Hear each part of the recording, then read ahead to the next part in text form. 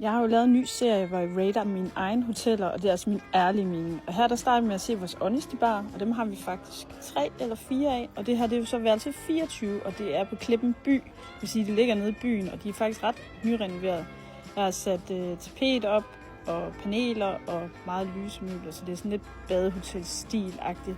Og så kan man også se havet herfra. Så ja, det eneste, jeg ikke har lavet om, det er selve gulvet faktisk, og så skabene. Der har jeg skiftet de der greb, så det var sådan en mere gammeldags stil. Badeværelserne, de er sådan hvide, simple. Der er selvfølgelig også noget pænt sæbe, og så er der noget dejligt kalk. Lækkert. Det var jeg ikke særlig glad for faktisk. Der var også et stort sort hår på radiatoren, så det var lækkert.